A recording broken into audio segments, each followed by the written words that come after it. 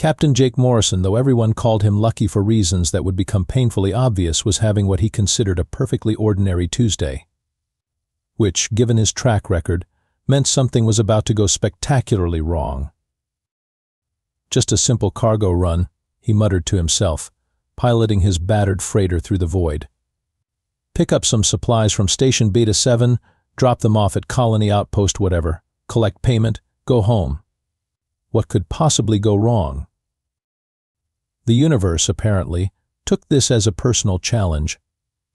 His ship, the Rusty Bucket, was exactly what it sounded like: a 30-year-old Terran cargo hauler held together by duct tape, stubborn engineering, and what Jake liked to call aggressive optimism. The paint was peeling, the engines wheezed like an asthmatic elephant, and the artificial gravity had a tendency to hiccup at the worst possible moments. But she was his hiccuping, wheezing bucket of bolts, and she'd never let him down. Well, not fatally anyway. Jake was humming off-key to some ancient Earth rock song when his proximity alarm started screaming like banshees at a funeral. He nearly spilled his coffee, real coffee, not that synthetic swill, all over his control panel. What the hell? The view screen lit up like a Christmas tree, displaying more ship signatures than Jake had ever seen in one place. And not just any ships, these were full battle fleets. 5 different species, arranged in a tense standoff that made the Cold War look like a polite disagreement over dinner plans. "Oh, come on," Jake groaned, frantically checking his navigation computer.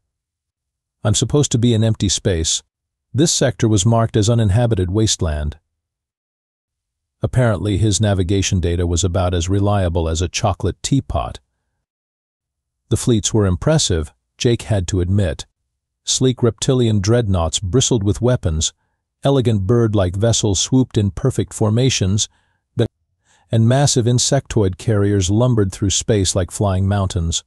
Thousands of ships, representing billions of credits worth of military hardware, all pointed at each other with the kind of murderous intent usually reserved for tax collectors. And there was Jake, puttering through the middle of it all in his garbage scow like a drunk tourist stumbling into a gang war. His comm system crackled to life, filled with alien voices speaking in at least 6 different languages. The universal translator kicked in, though it seemed to be having trouble keeping up with what appeared to be very creative insults. Pathetic scales of a molting. Your mother was a gaseous anomaly. 16 different species of parasitic. Okay, Jake said, flipping on his transmitter. "Sorry to interrupt what sounds like a really enthusiastic poetry reading, but I think I took a wrong turn at Albuquerque. If someone could just point me toward the nearest hyperspace lane, I'll get out of your hair. Or scales. Or whatever." The alien chatter stopped abruptly, replaced by a silence so profound Jake could hear his coffee maker gurgling in the galley. Then the laughter started. Did it just say Albuquerque? The voice belonged to what Jake's computer identified as Admiral Throcktar of the Reptilian Defense Force.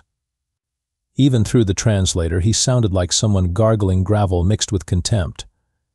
A human. This voice was musical, almost bell-like, which made the disdain even more cutting. "Commander Zephyria of the Avian Stellar Navy. How delightfully primitive. I didn't know they still let humans play with starships." "Look at that thing," rumbled General Grimjaw of the Insectoid Hive Fleet. His voice buzzed like a chainsaw having an argument with a blender. "It appears to be held together with adhesive strips and wishful thinking." Jake looked around his cockpit, noting the prominent duct tape holding his environmental controls together. "Hey now, that's premium Earth-grade adhesive strips, thank you very much." The mockery continued, growing more elaborate by the minute. Apparently, when 5 different alien species wanted to insult someone, they really put their backs into it. "The human vessel appears to be leaking something," observed Commander Zephyria with scientific curiosity. "Is that intentional?" Jake glanced at his diagnostics. "That's just the coolant system. She always drips a little when she's nervous." "Don't you, girl?" He patted his console affectionately, which immediately sparked and went dark for 3 seconds before flickering back to life. "Oh, this is rich," Admiral Throcktar wheezed between what Jake assumed were reptilian chuckles. "The primitive actually talks to its machine. Next, it will be asking us to believe it has artificial intelligence aboard." "Actually, I do," Jake said, flipping a switch. "Murphy, say hello to the nice homicidal aliens." A new voice joined the conversation, flat and utterly pessimistic. "Hello, homicidal aliens. I am Murphy, ship's AI, named after the law that states everything that can go wrong will go wrong. And judging by our current situation, I'd say we're about to provide a stellar example of that principle in action." The alien laughter grew louder. "An AI named after a law of failure.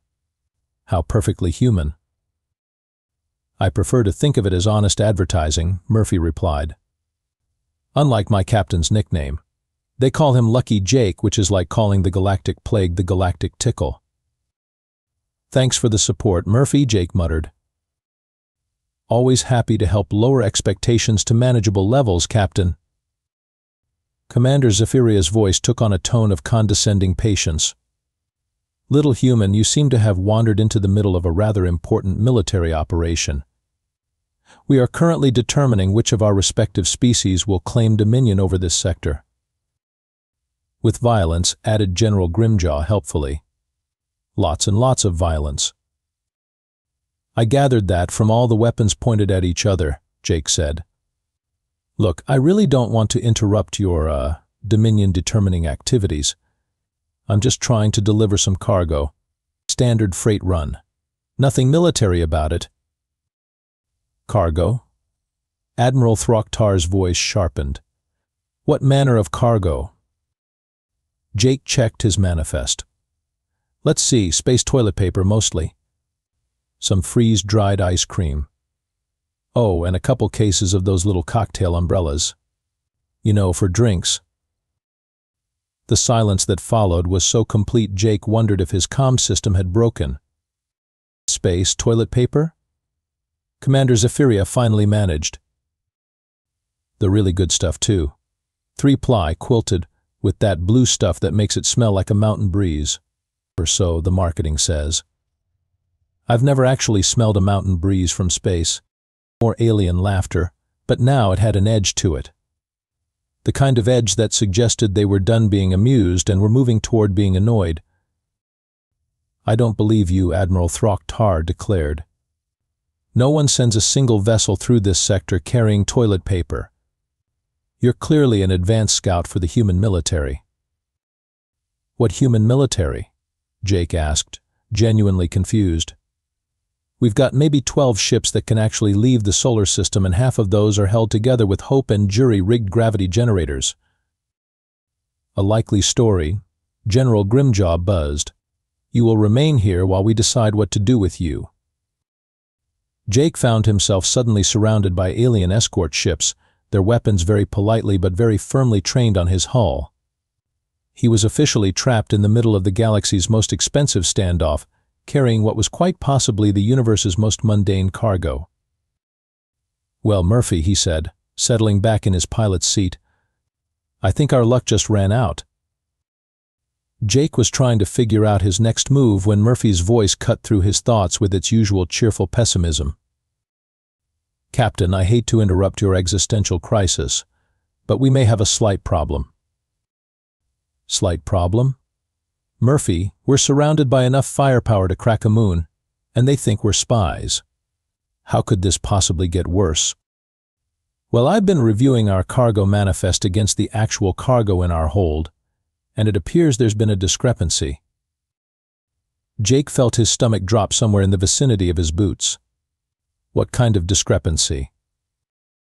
"The kind where instead of space toilet paper, Container 7 Alpha contains something labeled Terran Defense Prototype XJ7, with a warning label that uses the word catastrophic 6 times in the first paragraph." "That's impossible. I loaded that cargo myself." "Well, I supervised the loading." "Well, I was present in the same general area when automated systems handled the loading."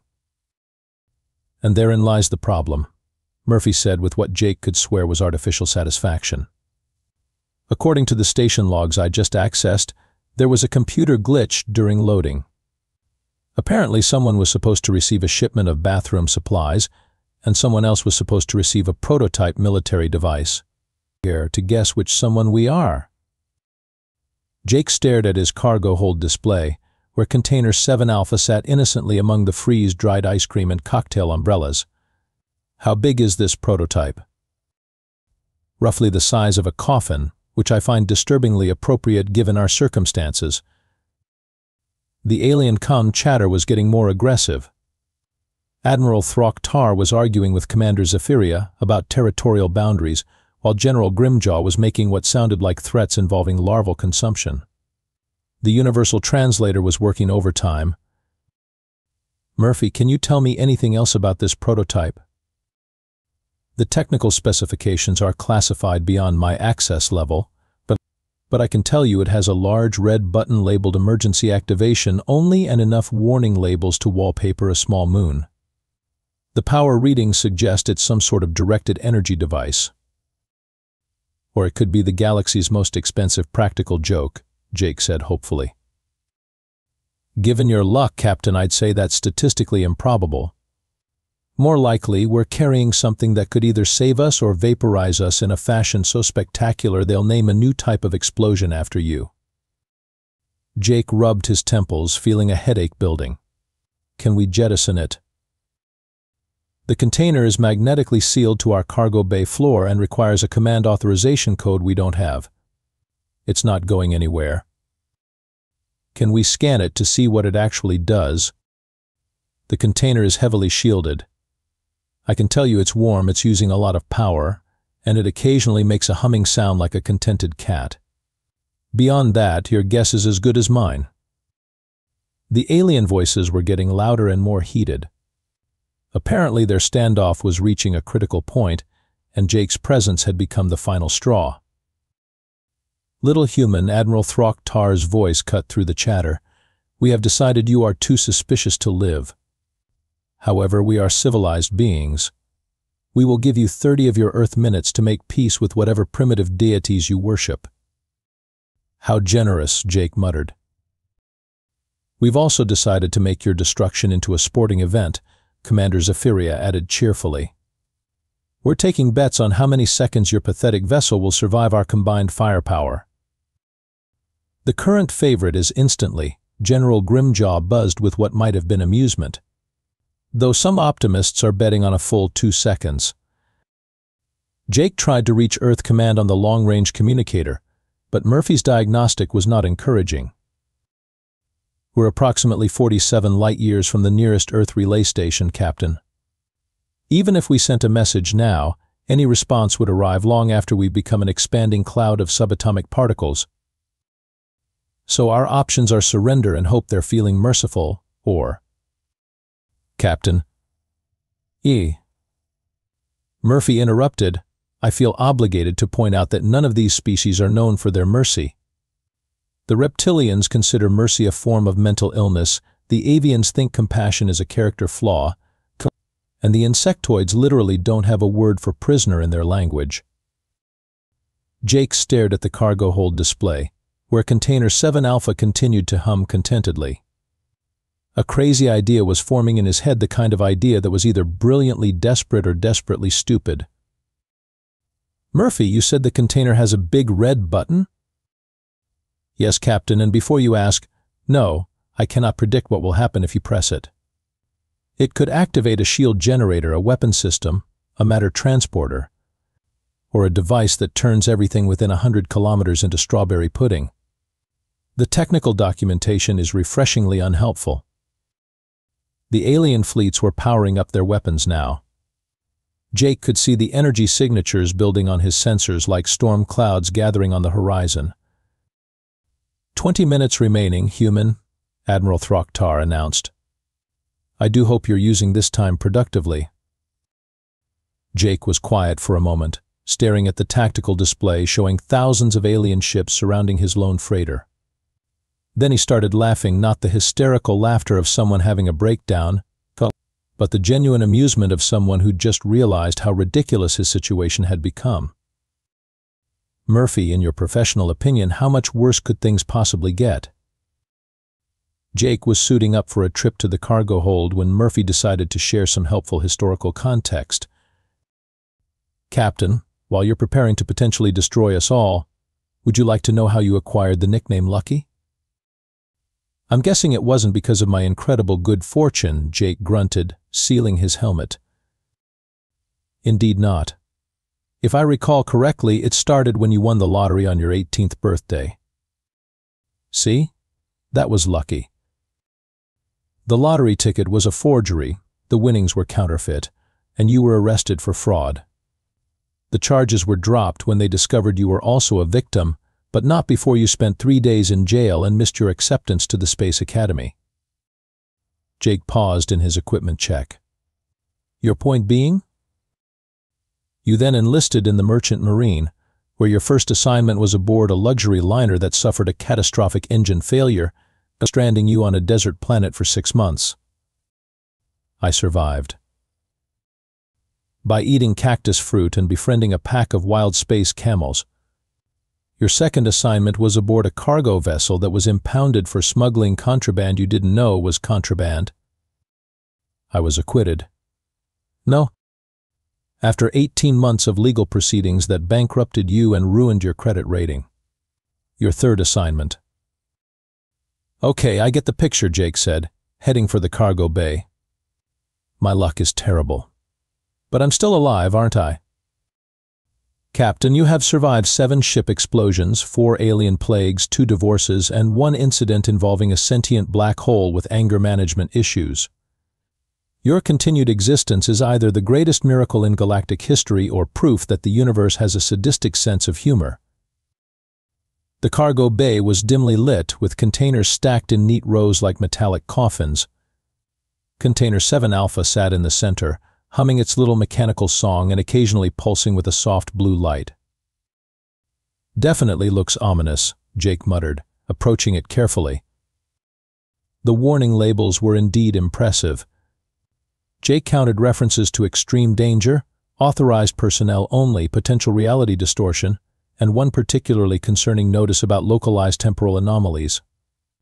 The red button sat under a clear protective cover, large and inviting and absolutely screaming, "Do not press under any circumstances." His comm crackled with Admiral Throck-Tar's voice. 15 minutes, human. I do hope you're writing some lovely final words. We're composing an epic poem about your impending destruction. How thoughtful, Jake replied, studying the button. Murphy, worst case scenario, what happens if I press this thing? Given your luck, Captain, I'd say the worst-case scenario is that it works exactly as intended.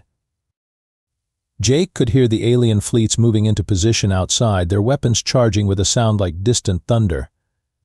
He thought about his life, the disasters, the near misses, the string of cosmic jokes that had led him to this moment. Standing alone in a cargo bay, surrounded by aliens who wanted to kill him, staring at a button that could either save him or provide a spectacular finale to his career as the unluckiest man in space. You know what, Murphy? I'm tired of being afraid of my own shadow. Maybe it's time to embrace the chaos. Captain, that's either the most inspiring or the most terrifying thing you've ever said. 10 minutes, human. Commander Zephyria's voice was practically singing with anticipation. The betting pools are quite active. Would you like to know the odds? Jake lifted the protective cover, revealing the button in all its big red, definitely not to be pressed glory. His finger hovered over it, and for a moment he could swear he felt the weight of the universe watching him. Murphy, if this goes wrong, I want you to know you've been a terrible AI, but you're my terrible AI. Captain, if this goes wrong, I want you to know I've already composed your obituary. It's surprisingly complimentary, considering. 5 minutes. General Grimjaw's voice buzzed with excitement. The weapons are fully charged and targeted. This should be quite the light show. Jake took a deep breath, closed his eyes, and thought about every bit of bad luck that had ever come his way. Every missed opportunity, every cosmic joke, every moment when the universe had decided to use him as its personal punching bag. "You know what, universe?" he said aloud, opening his eyes and staring at the button. "I'm done being your straight man. Time to flip the script." The alien voices were counting down now, their excitement building to a crescendo. Jake could feel the targeting systems locking onto his ship, the weapons reaching critical charge levels. 3, 2, 1. Jake pressed the button, and immediately realized he probably should have read the fine print more carefully. The container didn't explode, or activate a shield, or summon help from Earth. Instead, it began to glow with an increasingly bright white light, humming louder and louder until the sound filled the cargo bay and vibrated through the ship's hull. "Captain," Murphy said, his voice unusually tense, "I'm reading massive energy buildup. Whatever this device is, it's about to do something very, very big." "Good big or bad big?" "Given your luck, probably both." The light was becoming blinding now, and Jake could feel the air itself beginning to tingle with energy. Through his comm, he could hear the alien voices changing from excitement to confusion as their sensors registered what was happening aboard his ship. "What is that thing?" Admiral Throck-Tar demanded. It's beautiful," Commander Zephyria whispered. When Jake's vision cleared, the first thing he noticed was the silence. Not the peaceful silence of empty space, but the kind of absolute, profound silence that comes when thousands of starship engines suddenly stop working all at once. "Murphy?" he called out, picking himself up from the cargo bay floor. "Murphy, are you there?" "I'm here, Captain, though I'm experiencing what I can only describe as digital confusion." "Are we dead?" "There." "I don't think so. I think dead people probably don't have headaches." Jake rubbed his temples and made his way back to the bridge, where his view screen was flickering back to life. What he saw made him stop and stare. The massive alien fleets were still there, thousands of ships arranged in their threatening formations. But something was very, very wrong with them. None of them were moving. No engine glows, no navigation lights, no weapons charging. They hung in space like ornaments on the galaxy's most expensive Christmas tree. "Murphy, are you getting any readings from the alien ships?" "That's the interesting part, Captain. Their life support systems are still functional. Apparently, whatever happened was very selective about what it targeted. But their engines, weapons, computers, communications, and pretty much everything else that makes a starship more than an expensive coffin are completely non-functional." The comm system crackled to life, filled with panicked alien voices all talking at once. "Engines are completely dead.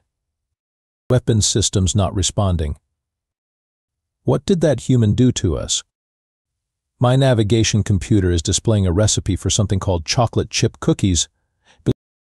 Jake found himself grinning despite the circumstances. "Murphy, tell me our systems are still working." "All systems green, Captain. Whatever that device was, it appears to have a very specific definition of target." The cacophony of alien voices was growing more frantic by the minute. Admiral Throck-Tar's voice cut through the noise, no longer carrying its previous arrogance. "Human, what have you done? What manner of weapon is this?" Jake settled into his pilot's chair and opened a general comm channel. "Well, Admiral, that's an interesting question. Murphy, what did we just unleash on these fine folks?" "According to the technical data that's now available in the device's memory banks, Captain, we just activated a Terran defense prototype designated Selective Electromagnetic Pulse Generator, Mark 7. It appears to be designed to target non-human technology specifically." "A what now?" "What?" "An EMP device that only affects alien tech, Captain. Remarkably specific, really. It identifies technology based on manufacturing signatures, power frequencies, and what the documentation calls non-Terran engineering paradigms." Commander Zephyria's voice joined the conversation, trembling with what might have been fear or awe. You have rendered our entire combined fleet helpless with a single device? Apparently so, Jake said, still trying to process the situation. Though I have to say, this wasn't exactly my plan. I was honestly hoping for maybe a shield generator or something that would let me run away really fast. The irony is delicious, Captain, Murphy observed. You've just accidentally become the most powerful military force in this sector. General Grimjaw's voice buzzed with barely controlled panic. Our ships are defenseless. Our weapons are useless. We are at your mercy, human. Jake looked around his cramped, duct-taped bridge and started laughing. My mercy? Do you folks have any idea what kind of ship you're talking to? I deliver space toilet paper for a living. Yesterday my biggest concern was whether the coffee maker would explode again. But you have defeated us, Admiral Throcktar said, his voice hollow with disbelief. 5 of the most powerful fleets in the galaxy, rendered helpless by a single human vessel. I pressed a button, Jake said. I didn't even know what it would do. For all I knew, it could have turned us all into pudding. The alien voices were quieter now, filled with a kind of stunned respect that made Jake deeply uncomfortable. Murphy, how long will their systems be down? According to the device specifications, the effect is permanent, Captain. Their ships are now very expensive zero-gravity habitats. Permanent? Jake's voice cracked slightly. Murphy, I just accidentally crippled thousands of starships. There are probably millions of crew members on those vessels, all of whom were planning to kill us approximately 10 minutes ago, Murphy reminded him helpfully. Commander Zephyria's voice was softer now, almost wondering. In all our histories, in all our wars, we have never seen anything like this. A weapon that disables without destroying, that renders an enemy helpless without taking lives. It's not a weapon, Jake protested. It's a mistake. A really, really big mistake. Captain, Murphy said quietly, I'm receiving surrender requests from all 5 fleet commanders. Jake stared at the tactical display, where thousands of helpless ships waited for his decision. The most powerful military forces in the sector, all bowing to a delivery driver who'd been trying to transport toilet paper and had accidentally stumbled into galactic dominance. Jake spent the next hour doing something he'd never expected to do in his lifetime, negotiating a peace treaty between 5 different alien species while sitting in his underwear and drinking coffee that was definitely past its expiration date.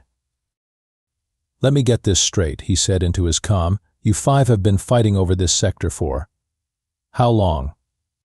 73 years, Admiral Throcktar admitted grudgingly. 73 years. Over what's essentially empty space with some decent asteroid mining opportunities. The mining rights alone are worth billions, Commander Zephyria protested. And how much have you spent on this war so far? There was a long pause. Trillions, General Grimjaw finally buzzed. Jake rubbed his forehead.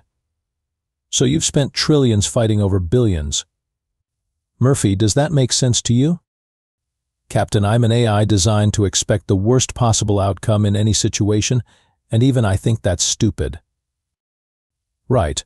So here's what we're going to do. Jake leaned back in his chair, trying to project an authority he definitely didn't feel. You're all going to stop shooting at each other. And if we refuse? Admiral Throcktar asked, though his voice lacked its earlier conviction. Jake gestured at his view screen, where thousands of dead ships drifted in formation. With what? You planning to throw rocks at each other?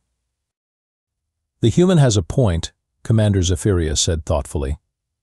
We are somewhat limited in our military options at present. More than somewhat, Jake said. Look, I don't want to be the Galactic Emperor or whatever. I just want to deliver my cargo and go home. But right now I'm the only one here with a working starship, which apparently makes me the adult in the room.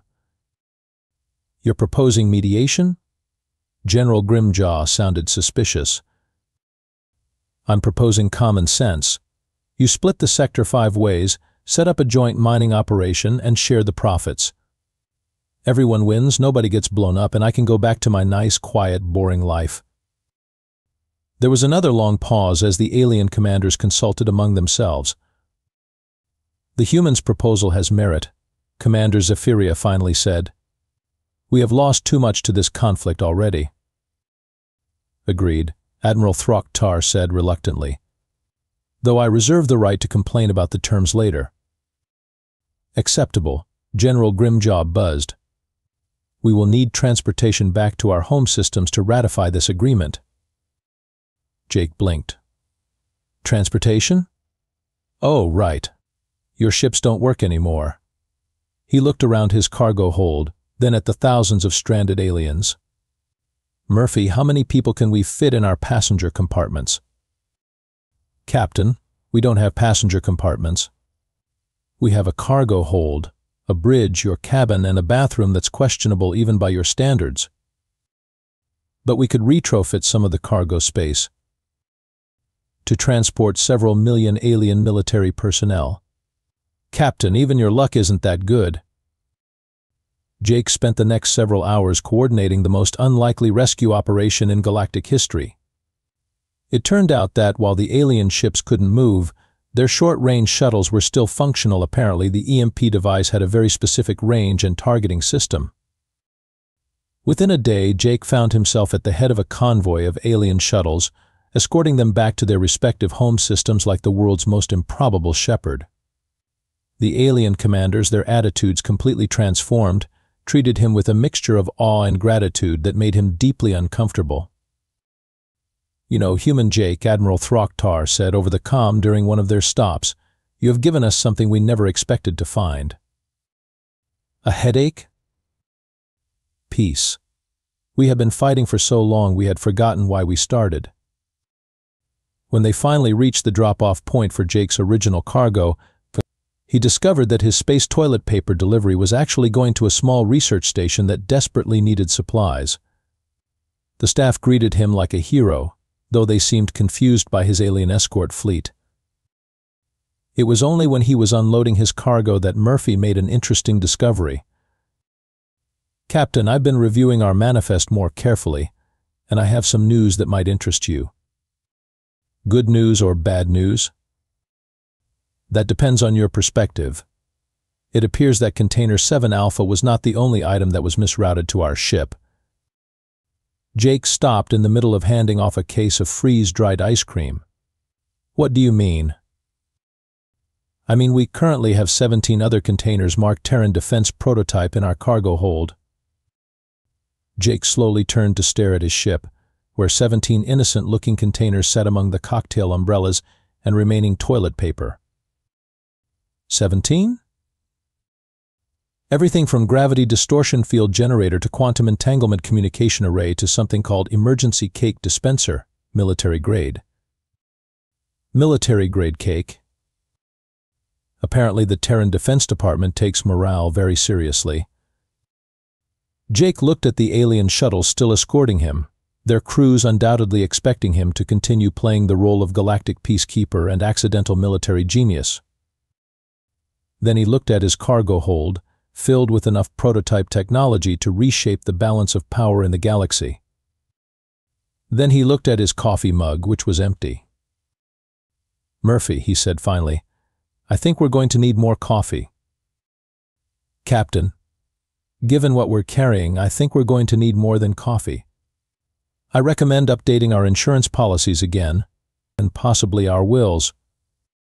Jake Morrison, Lucky Jake, the man who'd accidentally become the most powerful person in the galaxy while trying to deliver toilet paper, poured himself another cup of questionable coffee and settled in for what was shaping up to be a very interesting career change. After all, somebody had to make sure those 17 other buttons didn't get pressed by accident. And given his luck, that somebody was probably going to be him.